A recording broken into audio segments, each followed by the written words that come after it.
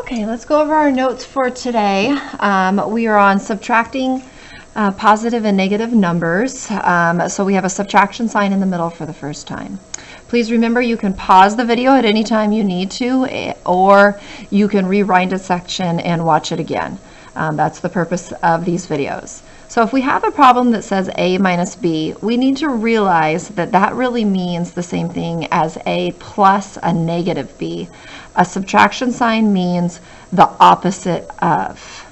And so the opposite of a positive is a negative. The opposite of a negative is a positive. This one is not going to change. This is going to stay the same. These are equivalent statements. Whenever I see subtraction, I'm going to think in my brain that subtraction is really adding the opposite. Let's apply that to a few problems.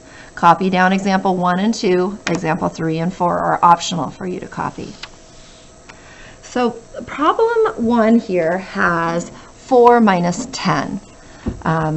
We are subtracting more than we started off with. So in elementary, you might have done 10 minus 4. This is the reverse of that. So I am starting at 4 and I'm going down 10. What I've done is rewritten it as an addition problem. I kept the 4, I changed the subtraction to addition, which means I need to make this the opposite symbol. Changing both of these makes an equivalent statement. Two changes kind of cancel each other out. This and this are the same. Eventually you'll probably be able to skip this step, but for today I'd like you to rewrite all subtraction as addition. So this means up 4, down 10, which gets us to negative 6. Problem 2 is similar, but here the first number is a negative as well.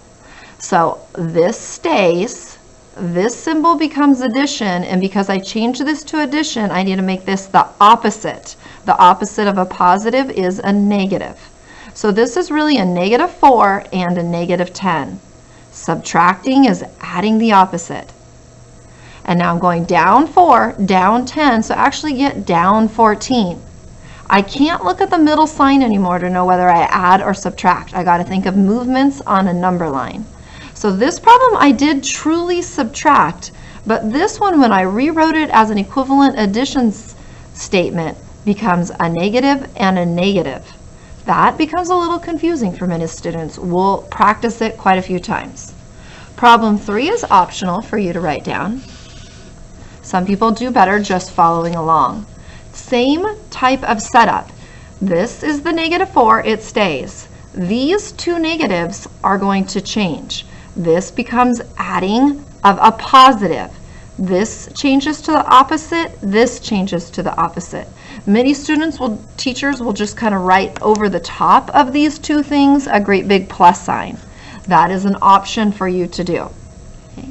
And so this says down 4, up 10 is going to end us up at positive 6. And we always need a review of fractions. You don't have to copy this down, but it might be an example for you to go back to as you need. Same thing as what we were doing last week with the addition. This is the only new step. Subtracting 4/5 is adding a negative 4/5. I always want that negative sign to go with the top number in a fraction, because that's the one I'm actually working with.